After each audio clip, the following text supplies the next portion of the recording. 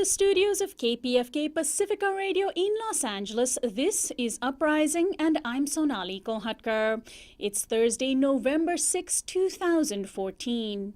An Israeli woman who grew up in a West Bank settlement has made a film about her experience and how the founding of Israel was based on erasing the history of Palestinians. We'll speak with Lia Tarachansky of the Real News Network. And activist Hamid Khan exposes how law enforcement agencies around the U.S. are using drone technology in a war on privacy and our rights. That's coming up after the news. Joining us now to analyze today's headlines is Arun Gupta. He's a journalist and a regular contributor to The Guardian in these times, The Progressive and Truth Out. Hi, Arun. Good morning, Sonali. Now, the Syrian Observatory for Human Rights reports that the U.S. has just bombed a rebel group in northwestern Syria that is not ISIS. The group, called Ahrar al-Sham, is associated with the Nusra Front, and the U.S. move represents an expansion of the war. Other rebel groups relying on U.S. bombs to weaken President Bashar al-Assad were dismayed at the change in strategy. President Obama announced yesterday that he would pursue official authorization from Congress to continue the war and even to expand it. Meanwhile, mortar rounds fired at a school in a suburb of the capital Damascus killed 13 Syrian children yesterday. It is not yet known who fired the rounds. Now, Arun, we know that President Obama and this incoming Republican-heavy Congress agree on expanding the war. Is the timing of his announcement to seek authorization after the election sort of predictable to you? Yeah, very, very much so, because Obama said he didn't need to have a congressional authorization. Now, suddenly, the day after he receives a resounding defeat, he says that we need to right-size, which I think is just a cynical and horrific way to discuss expanding the war in the Middle East. He's basically talking about how the original authorization of military force from 2001 is too vague, and now we need another authorization so this war can go on for years and basically be a war without borders. And of course, at this point, given that the U.S. is now effectively an ally with Assad, it's basically wants to bomb anyone and everyone involved in the conflict. So I think it's both cynical and murderous what Obama is seeking. Among his post-election announcements, President Obama also said yesterday that he planned to take the long-anticipated executive action on immigration by the end of this year. And he asked the lame duck Congress to approve a $6.2 billion emergency fund to combat the Ebola crisis in West Africa, where it is most needed, as well as here in the U.S. Some of the money would go to the U.S. Centers for Disease Control and Prevention, while much of the rest would go to the Agency for International Development, USAID. Now, Arun, immigration played a significant role in the election simply because it wasn't discussed, while Ebola played a bigger role because it was discussed, often in misleading ways. Both of these hurt the Democrats. What do you make of the timing of these announcements by Obama? Well, in terms of the immigration, congressional Democrats asked him not to take any action until after the election, and so it appears that he'll use executive orders to maybe extend protections a bit, such as to the parents of dreamers. These are the youth who are agitating for some sort of permanent status based on the fact that they were brought to the United States as children and they exist in this legal limbo. But this is by no means going to solve the crisis at all. And the fact of the matter is, this is one of the many areas in which Obama has not just been a failure, he's been an absolute disaster. He's had 6 years. He had a supermajority in Congress in 2009 and 2010 originally, and in fact ended up being the deporter-in-chief, deporting more immigrants than any president in history. So I think while there are a few little pinpricks of light in terms of something positive, overall these policies are not going to make up for what has been a disastrous presidency. And finally, eclipsed by the election madness yesterday, were several major local wins by communities to ban the controversial practice of fracking. Denton, Texas, apparently one of the most heavily fracked cities in the U.S., passed a voter initiative to ban all fracking activities. The historic vote is already facing opposition by an energy group that has asked for an immediate injunction against the ban. 3 counties also joined Denton in passing fracking bans: Athens, Ohio, and the California counties of Mendocino and San Benito. Well, Arun, how heartened are you by these victories? These are ordinary people taking on the biggest, most lucrative, most powerful industry in the world. It's certainly something to cheer about, but in the case of Denton, Texas, which is the heart of fracking country, we have to remember that there's still all sorts of legal and political hurdles. The fact that citizens there were able to enact a ban is a testament to their grit, but also the fact that this is one of the most fracked areas in the country, which the reason they were able to win despite the fact that the fracking industry threw them tens of thousands of dollars. But in Texas, property owners rarely own the mineral rights to what's beneath their land. So this can be challenged in court, and then in all likelihood, the Texas legislature will just overturn it anyway. I think, the positive stuff was the the minimum wage laws that passed around the country. I think these fracking bans are important, but it's very hard to go up against an industry that has hundreds of billions of dollars at its disposal. Well, Arun, I want to thank you very much for joining us today. We'll talk to you again next week. Thank you. Arun Gupta is our daily Newsflash guest expert. He's a journalist and a regular contributor to The Guardian, In These Times, The Progressive, and Truth Out. This is Uprising. We'll be right back.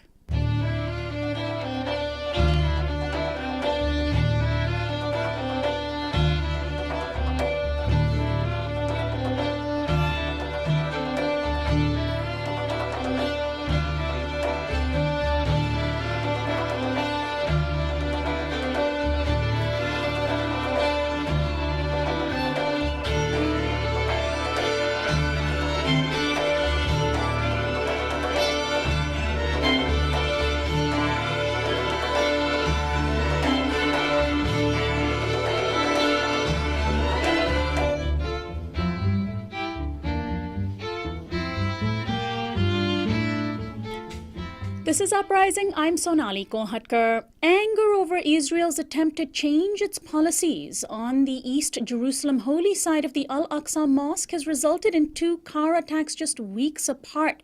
Earlier this week, a Palestinian man rammed his car into a group of Israeli police, killing one and injuring over a dozen others.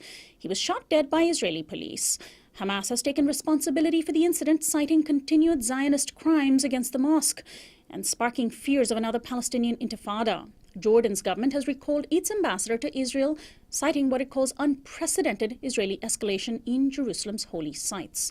Also this week, Amnesty International released a report calling Israel's war on Gaza this summer rife with war crimes. The group used harsh language, saying Israel had expressed callous indifference in its attacks on civilians. The report documented 8 instances where Israel attacked civilians in their homes, killing more than 100 people, 62 of whom were children. Meanwhile, moves are afoot in Europe to recognize a Palestinian state. 66 years after the founding of the State of Israel and the loss of Palestine as a nation, British MPs in mid-October passed a symbolic vote to recognize a Palestinian state. And just yesterday, French lawmakers are preparing a similar resolution to bring before their parliament. At the same time, former Italian Foreign Minister Federica Mogherini, who just began her term as the new EU foreign policy chief, told press she would like to see a Palestinian state within 5 years. Palestinians refer to the loss of their homeland as al-Nakba, or the catastrophe. Yet most Israelis remain blissfully unaware of the mass expulsion of Palestinians that paved the way for their new state.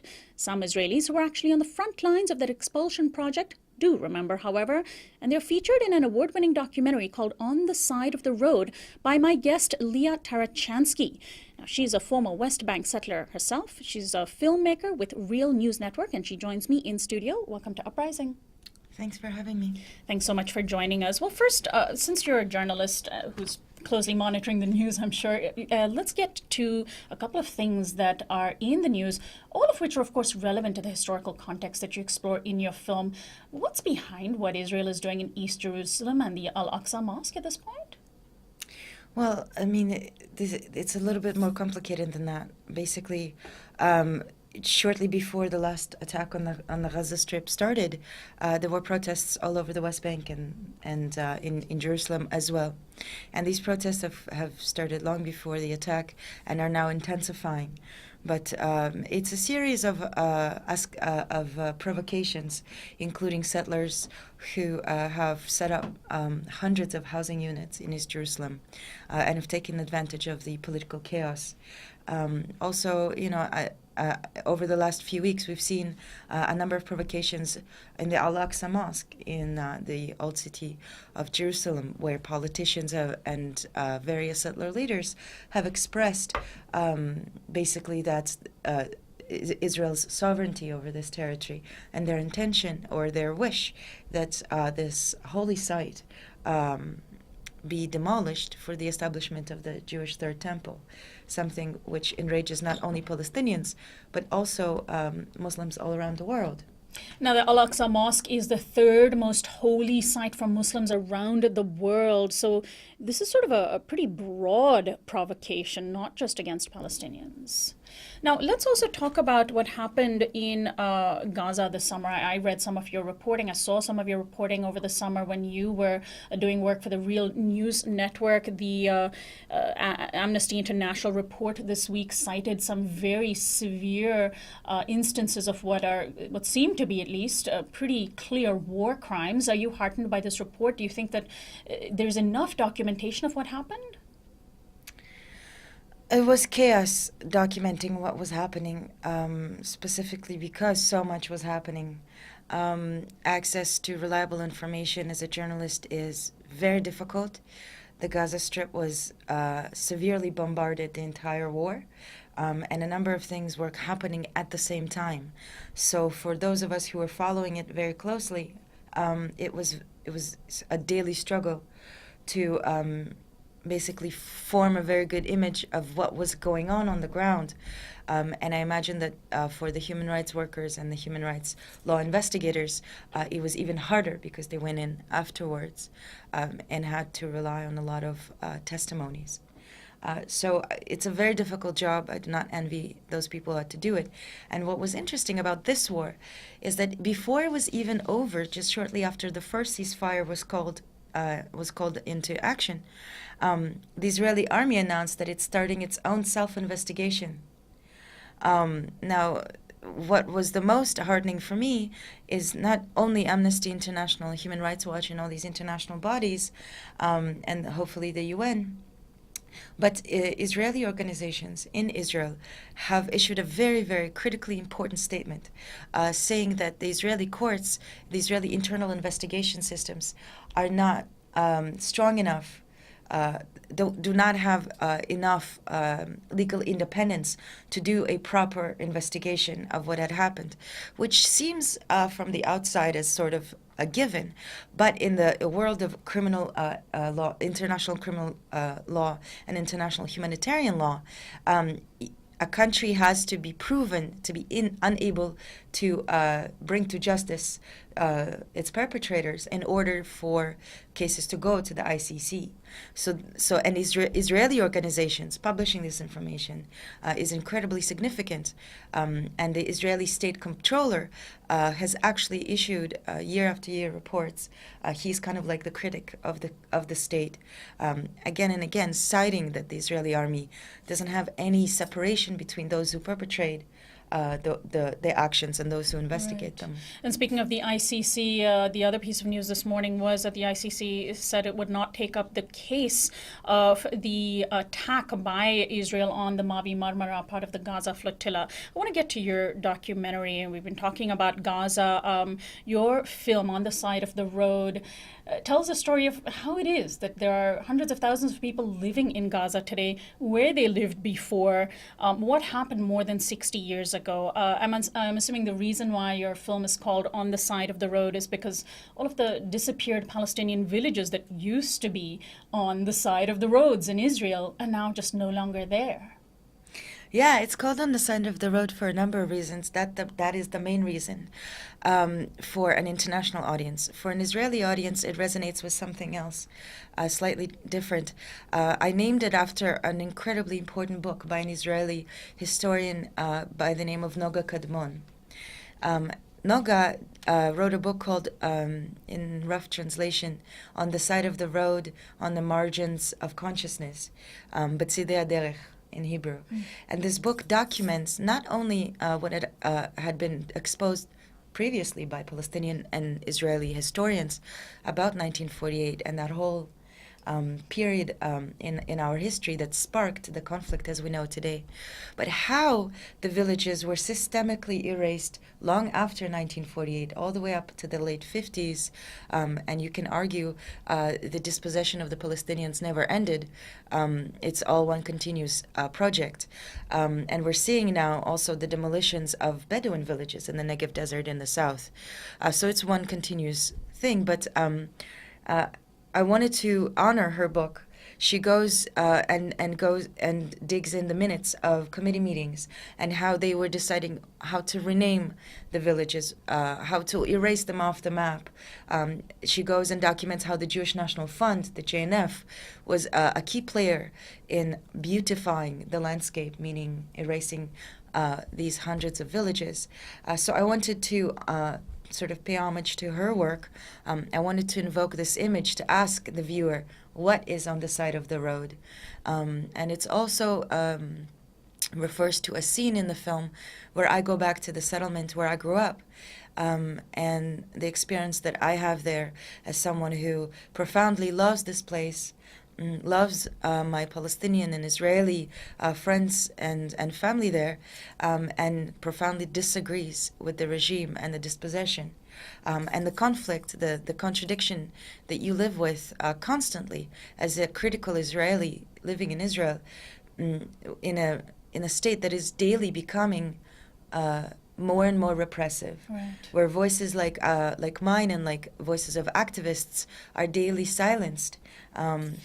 I want to bring up a couple of people that you feature in your film, since since the film is sort of centered around what happened in 1948, the erasure of that history, the year of the founding of the State of Israel. You tracked down this interesting woman named Tikva, who actually fought in 1948, remembers the villages that were once there. Tell us about this woman.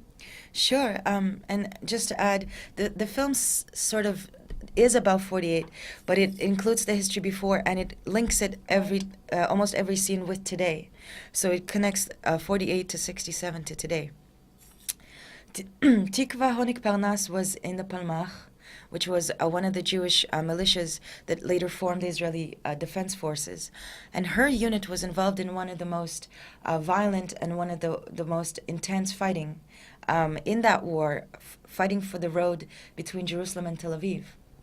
And she's actually the reason I made the film. Someone once, many years ago, sent me a clip where she says, she describes an incident where she drives on this road many years after the war with a Palestinian friend who's a historian. And as they drive from Tel Aviv to Jerusalem, and along this road there were about 18 villages that were emptied, demolished, and in their place, forests were planted.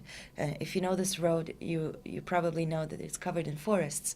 These are monoculture forests planted by the Jewish National Fund to cover up the remains of these villages. And as they drive on this road, he tells her, oh, Tikva here was a village, and its name was Saris, and ta-ta-ta-ta-ta. And she goes, no, there was no village here. And he goes, no, listen, Tikva, I know, I'm a historian. There was a village on this hill, and its name was Saris, and it was, expelled in this day, and da-da-da. And she says, I fought here, I was here in these hills, I know, there was no village here. And they drive like this for a few kilometers when all of a sudden, she says, she's flooded with this wave from some horrible place of deeply profound denial. of some darkness. She's flooded with memories of this, what she calls a ghost village, an empty village, where after they would advance the front line towards Jerusalem, she would like to go there in this village and walk through its empty houses and go into the houses. And in many places she would see that the dinner table was set, that the shoes were by the door, that the dishes were not yet washed because people had to leave. They had to leave like that. Sometimes to a totally uncertain future. Many of them were expelled to Gaza, to Jordan, to the West Bank, to Lebanon, to Syria. There's millions of refugees now all around the world. And this village, this place that she liked to go walk around in, she repressed its memory. She repressed how beautiful it was, to the point where she almost forgot that it was once stood on the side of the road. There was also an elderly man named Amnon, who you also profile a similar situation. You took him to the place where he fought, more than 60 years ago, but he didn't really want to. He was reluctant to go. And I'm wondering if you can address that denial from those who were there at the time, and how that trickles down to the younger generation today, who really don't see it, see the reality of what happened, don't want to see it. How those things go hand in hand, the sort of generational, both the older and the younger generations' erasure of history. Yeah. A lot of, when I screen the film, especially in Israel, there's this reaction that happens often where the people see the film and they say, thank you very much for this film, but you're wrong. And, I say, okay, where was I wrong? And they say, I don't know, but you're wrong. And I say, could you point to anything in the film that I got wrong? And they say, no, I don't know what you got wrong, but I'm a good person. I live a good life. And I'm right. So if I'm right, you have to be wrong. And I think that summarizes a lot of people's feelings about history. That if you acknowledge what had happened, if you acknowledge that this huge campaign in the 47, 48, 49 that set into motion the dispossession of 2/3 of the Palestinians and continued to displace Palestinians until today, if you acknowledge how profoundly it impacted the Palestinian people all around the world, and you start to ask very basic questions, such as, why are the Palestinians fighting us? What do they want? And these are questions that we never ask ourselves in Israel, because no one ever encourages us to ask these questions. We are constantly taught all of the time that they just want to kill us. The only way in which we interact with Palestinian people, the only way in which we are even aware of their existence, is either as soldiers, and they are our subjects in the occupation, or we read about them in a newspaper trying to kill us in one way or another. As you said, there was an attack by a car. The only interaction, the only thing we know about them is that they want to kill us, and that's it. And so it's natural that the debate today, almost disintegrated into the camp that wants to expel the rest of the Palestinians and the camp that wants to kill them, and a very, very small voice saying, hey, something here is really wrong. So one of the ways in which, of course, people try to have an explanation then, why do they hate us? The only reason they might want to hate us is if they're kind of crazy, if they are subhuman, and that's where the racism springs from. And it was amazing to see some of the rampant racism among many Israelis towards the Palestinians, and many, as you said, openly say they'd want the Arab citizens of Israel to be completely expelled, but they also sort of proudly proclaim they are racist. So you have a woman in your film where there's this confrontation on the Israeli independence, or Al-Nakba Day, where she says, I am a racist, I am a racist. I mean, that's incredible. Why is that acceptable or open or something to proudly proclaim by a people who have been the target of so much global racism, right? And I'm sure those questions confound you as well. Well, just briefly, what I will say is that Israel, the kind of state Israel is an ethnocracy. Yeah. This is a term that was coined by an Israeli political scientist called Oren Iftachel.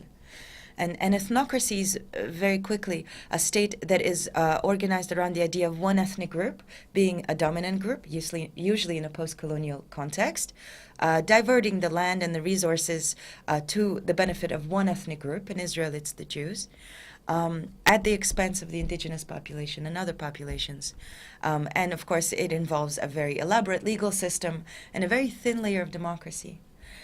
So, yes, when Israelis say that they are racist in the context of the Palestinians, what they mean is that they want a Jewish state for the Jews, by the Jews, and only the Jews. And this is, in essence, the problem. It's not the street-level racism of people who are ignorant that bothers me. It is the state-level racism that diverts resources from Palestinian municipalities, that has 30 different laws that on their very surface discriminate between Jewish citizens and non-Jewish citizens of the state. And there's many more laws that discriminate in practice. There's no immigration laws in Israel. You cannot just immigrate and become a citizen. Only if you're a Jew can you move to Israel. And somehow the world, I think because of the Holocaust, has legitimized in Israel this idea that this exceptionalism is okay. But Israel is not the only ethnocracy. You have Sri Lanka, Indonesia, South Africa was an ethnocracy, some of the Balkan states, some of the Baltic states. And what is inspiring to me is that when you look at states that used to be ethnocracies from the word ethnicity, such as Macedonia, states that have transitioned out of ethnocracy, it's by far not a perfect example. But you can start building the path towards a just democratic society where all citizens of the state have access to the same equal rights. And a member of parliament in my film, he was speaking in the parliament, and he said it very plainly.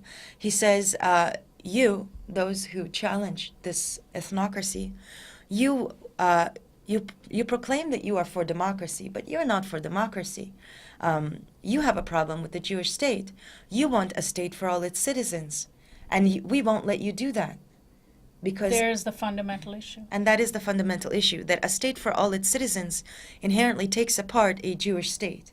But a Jewish state has as much legitimacy as saying that America is a white Christian state. Yes, it was founded by white Christians, but you have the indigenous population and all of the groups of the later immigrants. I can't help but think about the story we covered in great detail on our show just yesterday, where we spoke with historian Roxanne Dunbar-Ortiz about her book, An Indigenous People's History of the United States. And there's so many parallels, of course, very different situations, but still so many parallels about how the U.S. was founded on land that was already occupied by indigenous peoples, and how Israel was founded on land already occupied by indigenous peoples, and how there's this conscious forgetting today in both countries about the settler colonialist project that was at the basis of their founding. So your film now, you explain in your film that there was a law that was passed in Israel that made it a crime of treason to challenge the dominant narrative of 1948. Have you committed treason by this film on the side of the road, making this really challenging this narrative? Yeah, the reality on the ground in Israel today is that if you believe that Israel should be a state, a democratic state for all its citizens, you are put in a camp that is called radical leftists. If you just believe that everyone should have equal rights, like you have here, at least legally, in America, you are considered a traitor. And that means that you are isolated and marginalized.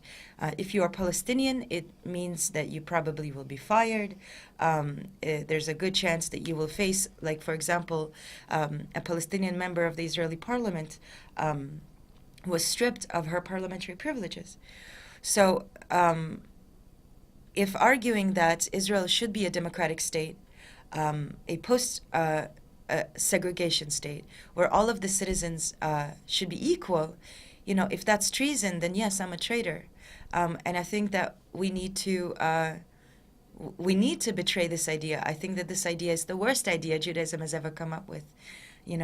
Judaism, in my opinion, is a religion and a civilization as Viktor Frankl called it, that has contributed profound things to this world, and has contributed to cultures everywhere Jews have lived, from North Africa to the Middle East to Europe. Here in America, Jewish people have contributed so much to your culture. This is not Judaism. To say that we are somehow superior, that we have more rights, that we have better claims to the land, it's not Judaism. Judaism is a religion based on social justice and anti-slavery and anti-racism. And I think that we will one day return to that. And when a state is built, whether it's Jewish or not, on those principles, then, I would be gladly, not a traitor in that state. Tell us your own story, Lia. Your family came to Israel, and your mother brought you to the West Bank, where you lived in a settlement. Even as peace accords were being signed, settlements were being expanded, and you were, I understand, only 6 years old. Where did you come from? I was born in the Soviet Union, in what is today Ukraine. And when the Soviet Union fell apart just before we left and we moved to Israel, my mother was very much a Zionist in the Soviet Union, which was incredibly anti-Semitic. And she wanted to be part of this thing. She wanted to be part of this egalitarian society that we were being sold constantly by Israeli Jewish agents in the Soviet Union. And so when we moved, she wanted to contribute back to this Zionism, this idea that now Jews will no longer be discriminated because they're in a state, for the Jews, of course, completely blind and unaware that it's not just Jews that live there. So the way that she was encouraged to do that contribution is to move to the West Bank the same year that the Oslo Accords are being signed.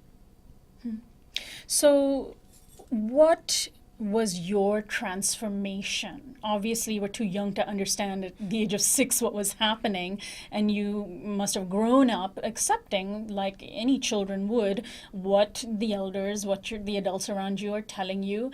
How did you come to the place where you did? Your film, On the Side of the Road, is a very personal film, and you sort of feature your own position in it. How did that transformation take place? I get this question a lot, especially people want to know, oh, you're a settler who became like this. How do we transform all the settlers? It was a very long and very violent process. No one ever told me in school, we need to expel all the Palestinians. But by the time I graduated, I was completely sure that if they just weren't here, everything will be fine. And I think that a lot of people believe that. But I went to university in Canada, and until then, I had never actually sat down and had a conversation with a Palestinian person. Wow. As one-on-one, as equals. I've never actually met a Palestinian person, even though I lived in the middle of the West Bank, because the settlements are completely just Jewish. So you never meet Palestinians. And when I was in university, I remember I was standing in the student union building one day, and I was talking to a friend, and this guy comes up running, and he says, how do I get to some place, So he asked for directions, and I tell him, you go straight, da-da-da-da-da. And then he goes, oh, you have an accent, where are you from? And I say, oh, I'm Israeli. And he goes, really? Oh, I'm Palestinian. Don't you miss the motherland? Oh, it's probably so beautiful right now. Oh, the olive groves, if I could just walk through them one more day. Da, da, da, da, da. Anyway, thank you very much for the directions. Bye. And he ran off. And I stood there clenching my purse because my whole body was tense, because I was sure that he was going to kill me. Wow.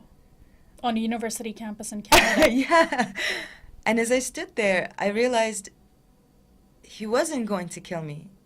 He knew I was Jewish, he knew I was Israeli, and he was not trying to kill me.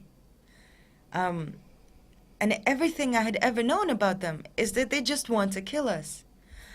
And this such a simple incident, it started a very long process, and I have to say a huge thank you to a woman called Galia, who is an anti-Zionist Jewish woman who on my campus sort of stuck to me and followed me around for a while and asked me very difficult questions and forced me to answer for a lot of the things that I believed. And I very much wanted to be part of the army. I very much wanted to be part of this project and to contribute, like everybody else contributes to this project. And when she started asking me these questions, a lot of things that I thought were true didn't make a lot of sense.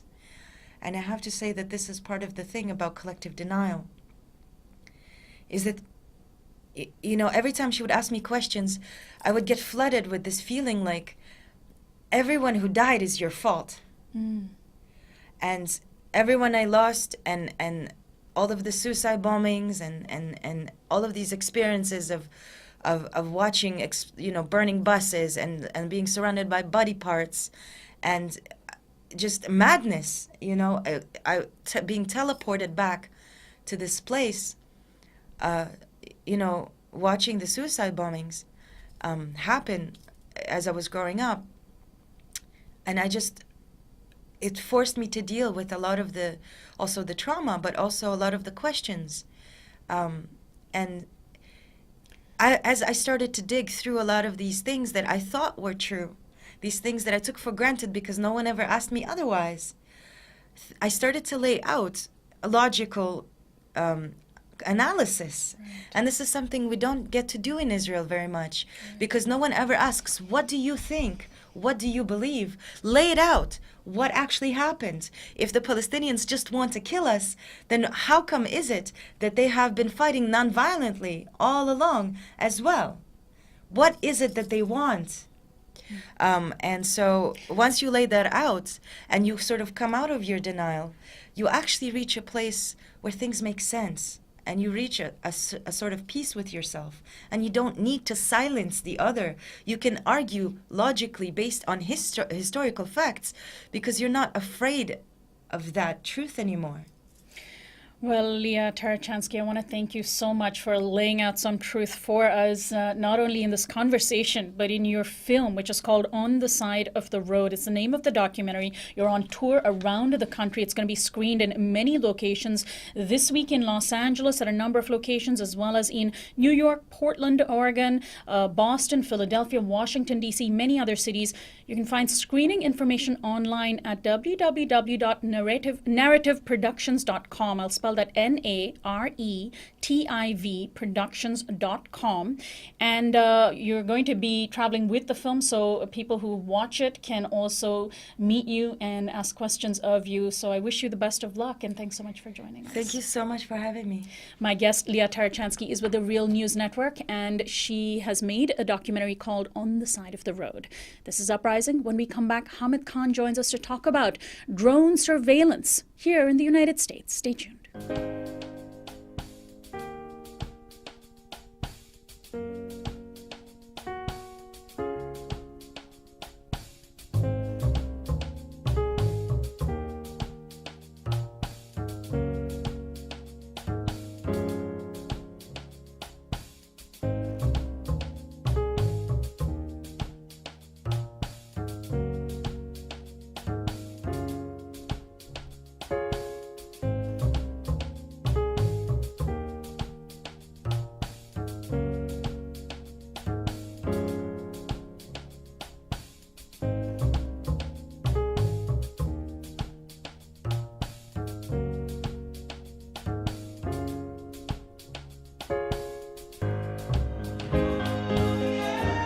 This is Uprising. I'm Sonali Kolhatkar. 4 years ago, the Seattle Police Department spent more than $80,000 to surreptitiously purchase 2 unmanned aerial vehicles, also known as drones, from the federal government. Their intention was to use the drones to gather intelligence data on residents. Now, drones are currently primarily used by the U.S. in the battlefield, often to drop bombs. Public outcry over the drones led to the Seattle mayor ending the program in 2013. But rather than return the drones, Seattle donated them to the city of Los Angeles. The LAPD, which has had the drones since May, held off on using them until regulations can be drafted by the city council. While the LAPD has agreed to hold public hearings on their use and has stated that they would only use them for SWAT calls in hostage situations, critics are extremely concerned about privacy issues.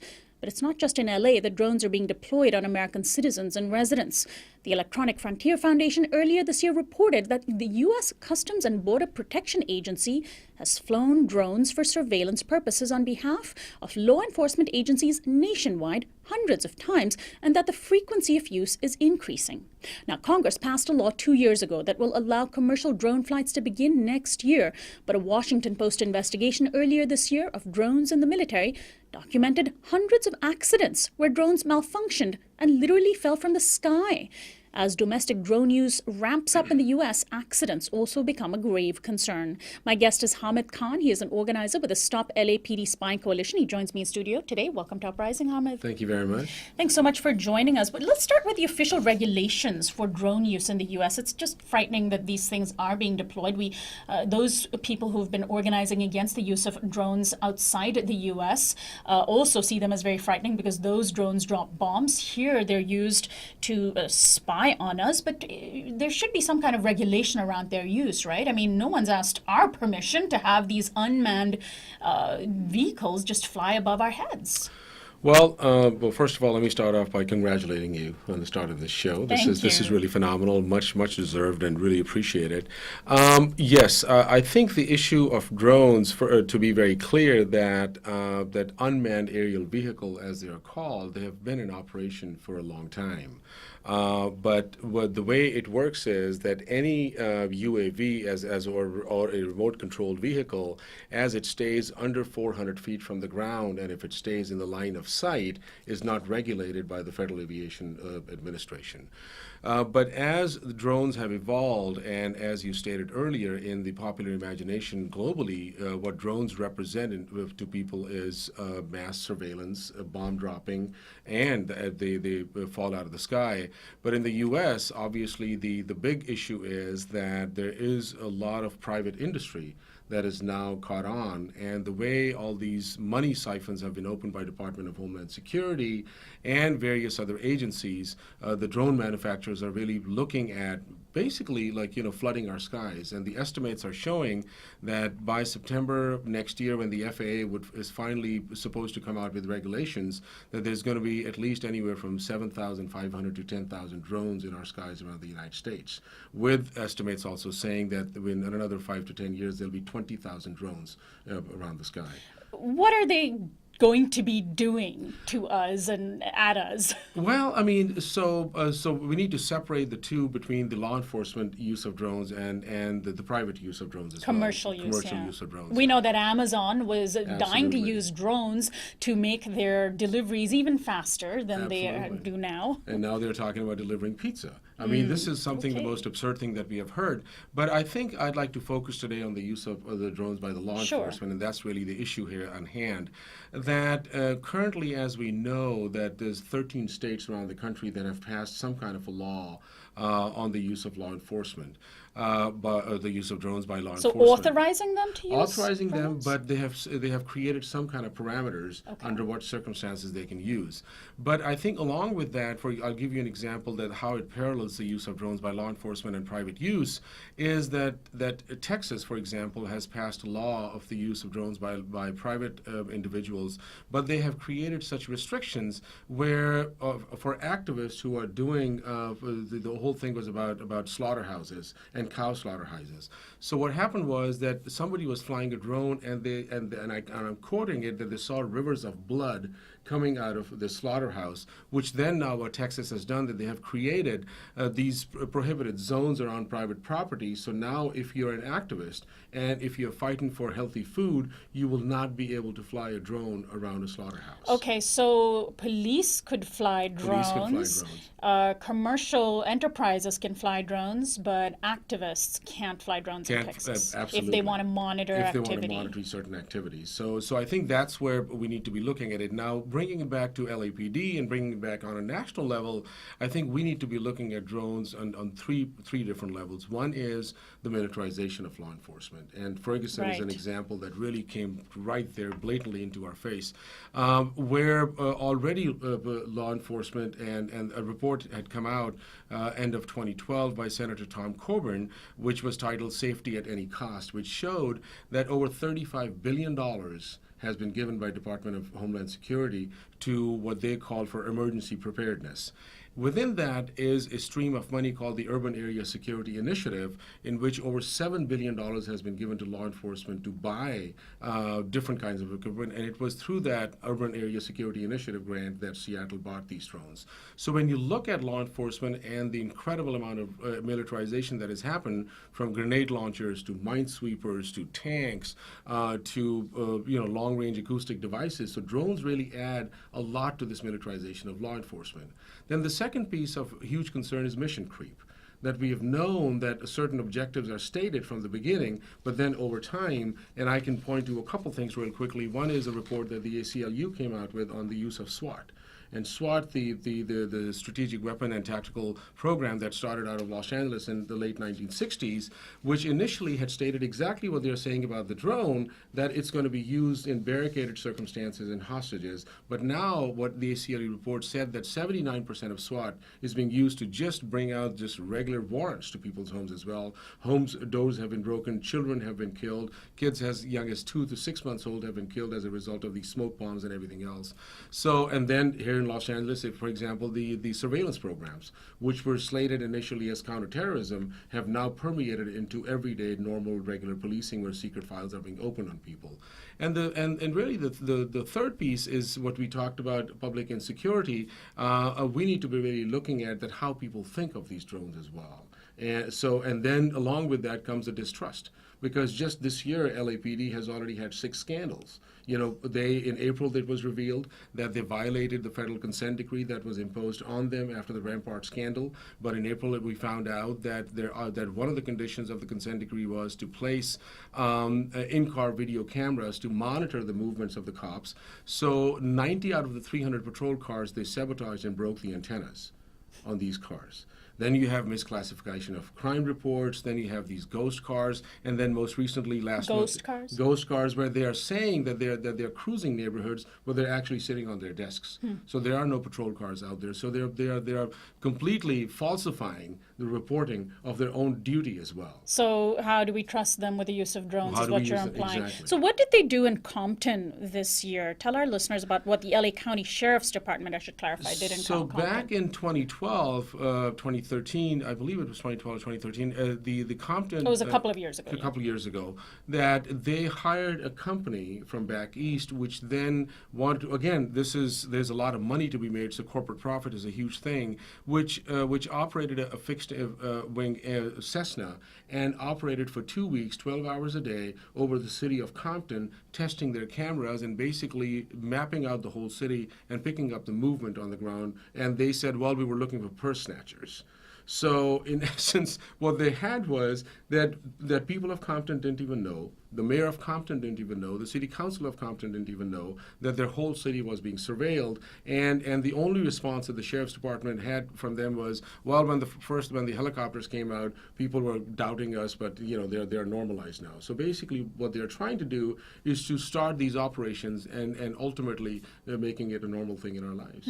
Don't people have a Fourth Amendment right to not be surveilled by these drones? Well, I mean, so the argument that is being used is, and I'm not a lawyer, so in full disclosure, that people are in public spaces. So when people are in public spaces, it's open game. So you are, and as it is right now, the whole surveillance apparatus that, for example, the LAPD has, anywhere from automatic license plate readers to, if you're driving, then you have these trapwire technology that picks up your body image when you're walking on the street. Then they have this Stingray technology that mimics cell phone towers and picks up all your information, even your secure ID of your cell phones. Then the high definition cameras and on and on and on. So when you look at these drones, they really add a lot for information gathering and information sharing. So that's part of an existing web of surveillance architecture that already exists in big cities, where we know that law enforcement agencies deploy digital license plate readers, and there are essentially digital cameras, surveillance cameras all over. You stick one of these on a drone, and suddenly you've got moving views. You've got digital images that you can take from anywhere. So how long do they keep this data? How long are there, are there regulations in place? Is this something that's still being worked out, that they would just start randomly gathering this data, but then just hold on to it for years? So a couple things that we do know of is, and I'll give you an example of data collection through the Suspicious Activity Reporting Program, that as LAPD, for example, opens up these secret files, and mind you, these are basically files, suspicious activity reports being opened on completely innocent activity. You take a photograph in public, your information is uploaded, goes into databases. LAPD... They can take a picture of you in public, but you can't take a picture of something else in public. Exactly. So as per a 2013 Inspector General audit of this program, LAPD now wants to hold this information for 10 years. 10 years? But it doesn't stop there. That information is then sent to fusion centers, which are warehouses of information gathering, storing, and sharing. In there, the FBI has access to your information for 30 years. So even when you're completely innocent, there is no nexus to terrorism or criminal activity. Your information stays in these databases for at least 30 years. Hamid, this is not something that's discussed very much, but I know you're very sensitive to it. We tend to think of surveillance and spying as something that's kind of a priority that doesn't address other issues that people tend to focus on even more, such as poverty, environmental justice, etc.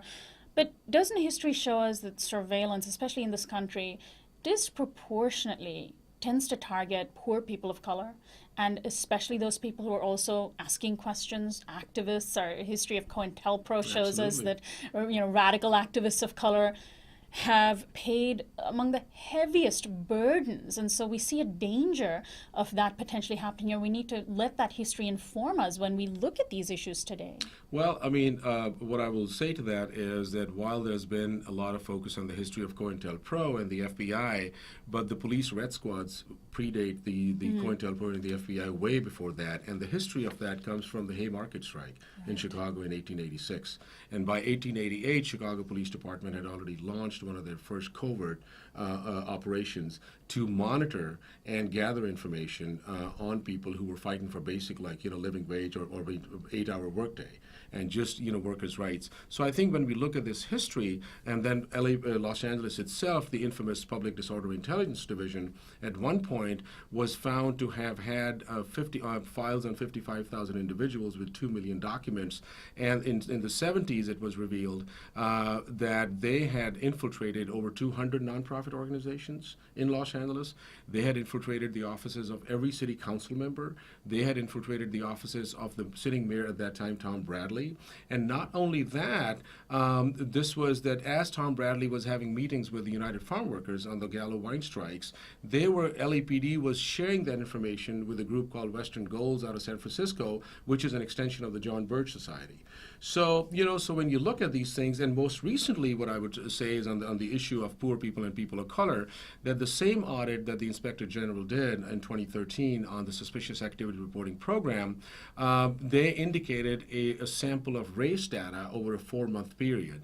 And out of that data, 82% of individuals were identified as non-whites, and the largest number was on African Americans. So now it's the same thing that what is stated as counterterrorism, it's the same thing like the people of color. So it's the proof is in the pudding. It's right there. It's in the numbers and the history of what's been going on. So Hamid, finally, what is the protection that people can deploy against these unmanned aerial vehicles being deployed against us? I mean, obviously there's things that can be done at the federal level, which may not really happen given our current makeup of Congress and even our current president.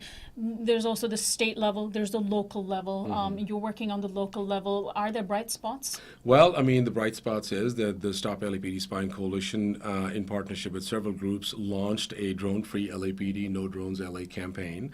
It has been vibrant. We've been doing a petition drive. We have over 1,800 signatures already on the petition. We're having a community town hall this coming Saturday, November 8th, at 3 p.m. at the Central American Resource Center. And we want people to come out, and just as you started your show by talking about these drones, the Dragonfly X6 drones that came from Seattle, they came from Seattle because people in Seattle rose up. Right. People in Seattle rose up, they organized, they mobilized, and they basically just forced the mayor and the city leadership to reject these drones, and we have to do the same thing. I mean, we cannot accept that. We have to take that inspiration and lead from the people in Seattle, and if they can do it there, we can do it here as well. Are there other parts, other similar organizations in other parts of the country? Where can people find out who aren't in Los Angeles about what's happening? The ACLU, are they doing work on this as well? They have been doing some work on that. The Electronic Frontier Foundation has been doing the work on that, but primarily they are more advocacy type organizations, and they don't do grassroots organizing. So, but which kind of creates its own sometimes challenges as well, because in advocacy, then you're working within the constitutional framework. So, in essence, but our thing is that drones have to be rejected outright. There is no policy, no regulation that can really protect us, because given the history of mission creep, given the level of militarization, and given the level of distrust, I mean, we just cannot trust Los Angeles Police Department. There's also the issue of public safety. The Absolutely. Washington Post article that I cited earlier found that in military use, there are, of course, times when drones simply malfunction. If our skies are going to be filled with drones and they're going to start dropping out of the skies when they malfunction, the potential for accidents is frightening. Well, it just recently happened at one of the national parks, that people are out there in Yosemite, I believe, where the drone just fell right there. And it also, one of the law enforcement agencies has brought their SWAT out. I can't remember exactly which state that was in jurisdiction. They were using a drone, and the drone came around and crashed into the SWAT vehicle itself. So I think the issue of public safety is very huge here. The town hall meeting for our audience in Los Angeles is this Saturday, November 8th from 3 to 5 p.m. at 2845 West 7th Street. People can find out more about Hamid Khan's organization at stoplapdspying.org. That's stoplapdspying.org. And perhaps there are other parts of the country that can emulate the work that you and your colleagues are doing in this organization. Hamid, thanks so much for joining us. Thank you. Appreciate it. Hamid Khan is an organizer with the Stop LAPD Spying Coalition. And that does it for our program today. By the way, you can watch Uprising every afternoon in Southern California at 3 p.m. at freespeech.org, 6 p.m. Eastern. Also, if you have Dish Network and DirecTV, it's also available at Roku. This is Uprising. Bipasha Shom is our producer and our program director. Darren White, Camilo Ramirez, and Christian Beck are our interns. Alexander Hobbs is our technical director. Teddy Robinson and Jonathan Alexander are our audio engineers. Our theme music is by Quetzal. You can find us online at uprisingwithsonali.com. We're also on Facebook, Twitter, and YouTube under the handle Uprising Radio. I'm Sonali Kolhatkar, host and executive producer of Uprising. I'll see you tomorrow.